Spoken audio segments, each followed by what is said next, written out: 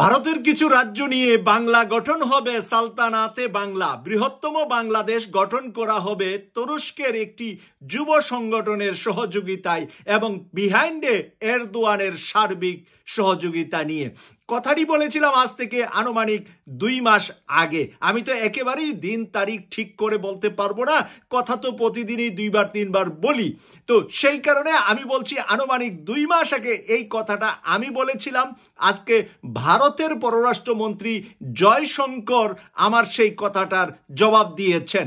ভারতের পররাষ্ট্রমন্ত্রী জয়শঙ্কর কিভাবে জবাব দিলেন, আর এরই মাঝে আমি অনেক টিটকারি মস্কারিও পেয়েছিলাম।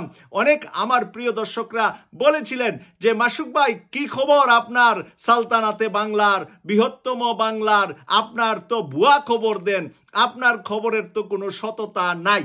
সেজন্য আমি আপনাদেরকে সরাসরি নিয়ে যাচ্ছি বাংলাদেশের মানবজমিন পত্রিকার এই মুহূর্তের হেডলাইনে। হেডলাইনটা যা লিখেছে, বৃহত্তম বাংলাদেশের মানচিত্র প্রসঙ্গে যা বললেন ভারতের পররাষ্ট্র মন্ত্রী। এবার বিস্তারিত।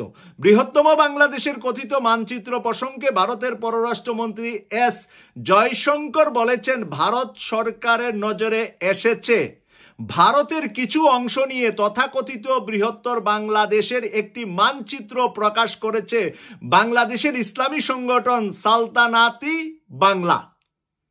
সালতানাতি বাংলা 2 মাস আগের কথাটা আমার একটু মিলাইয়া দেখবেন। যারা মন্তব্য করেছিলেন, হতাশ হয়েছিলেন, যারা না জানতে পেরে কথাগুলা সঠিক কিনা বা এটার বাস্তবতা, বাস্তব চিত্র, মানচিত্রটা একেবারে মনে হয় আপনি 4 কাপে একেবারে গুইলা খাইয়া ফেলবেন। এটা কি এত সহজ, এত কলা?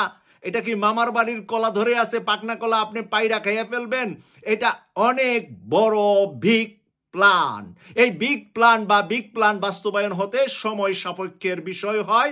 এই বুদ্ধি আর এই মেধা না থাকলে আমাদের এতদিনের কথা শুনে আপনার লাভ হলো কি? কোথায় কাকে খোঁচা মারেন? খোঁচা মারার আগে একটু আয়নার মধ্যে নিজের চেহারা দেখবেন, কাকে খোঁচা মারছেন। আমরা কিছু বুঝে শুনে কথা ইতিমধ্যে বলেছি, আর বাস্তবায়ন প্রচুর আপনারা দেখেছেন। হ্যাঁ, একেবারে মিস হবে না। আমি তো ফেরেশতা, আমার কাছে আসে না, ওহি আসে না, আমার কথা মিস অবশ্যই হবে, কিন্তু মেজরিটি সত্য কিনা সেটার উপরই ডিপেন্ড করবেন প্রত্যেকে কি কথা বলে সেখান থেকে। প্রিয় দর্শক, আমি এবার আপনাদেরকে যেই নিউজটা এখানে লিখেছে তা শেষ করছি। এখানে লেখেছে, এই সংগঠনটির পিছনে তুর্কি যুব ফেডারেশন নামের একটি তুর্কি স্বেচ্ছাসেবী সংস্থার সমর্থন রয়েছে বলে জানা গেছে। রাজ্যসভার কংগ্রেস সাংসদ রণদীপ সিং সুরজেওয়ালের প্রশ্নের জবাবে এস জয়শঙ্কর লিখিত বিবৃতিতে বলেন, এই বৃহত্তম বাংলাদেশের মানচিত্রটি ঢাকা বিশ্ববিদ্যালয়ে প্রদর্শিত হয়েছিল। ঢাকা বিশ্ববিদ্যালয়ে প্রদর্শিত হয়েছিল। ওই যে 2 মাস আগে যখন আমি বলেছিলাম প্রদর্শিত, ঢাকা বিশ্ববিদ্যালয়ে প্রদর্শিত হয়েছিল।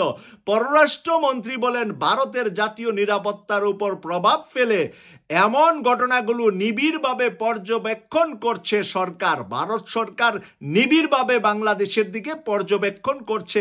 কারা? সালতানাতি বাংলা, মানে বাংলা আমরা ফেরত আনবো।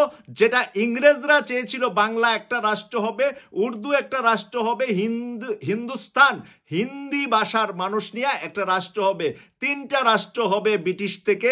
কিন্তু সেই তখনকার ভারতীয়রা আমাদেরকে আলাদা রাষ্ট্র করতে দেন নাই। তারা পাকিস্তানের সাথে আমাদেরকে ষড়যন্ত্র করে ঢুকিয়ে দিয়েছিলেন যে পরবর্তীতে এরা একটা রক্তক্ষয়ী সংঘর্ষের ভিতরে পাকিস্তান থেকে আলাদা হয়ে যাবে। ওই পরিকল্পনা আজকে আমরা প্রতিশোধ নেওয়ার সুযোগ এসেছে।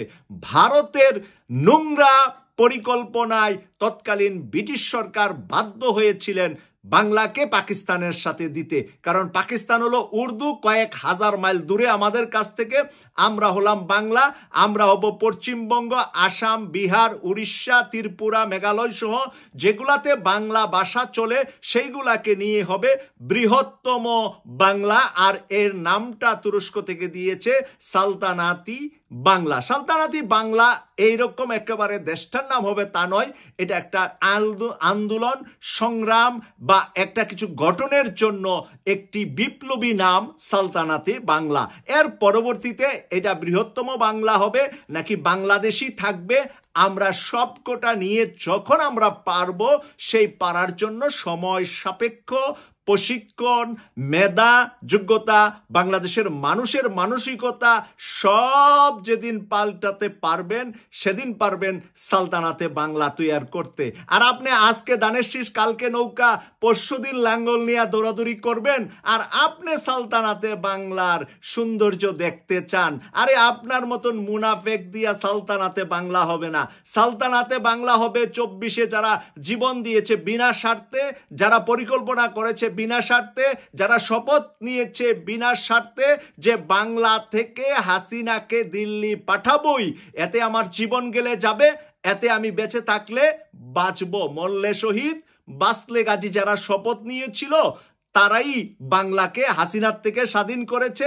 আর ভবিষ্যতে তারাই পারবে সালতানাতে বাংলা অথবা বৃহত্তম বাংলা নামক একটি রাষ্ট্র আমাদেরকে উপহার দিতে।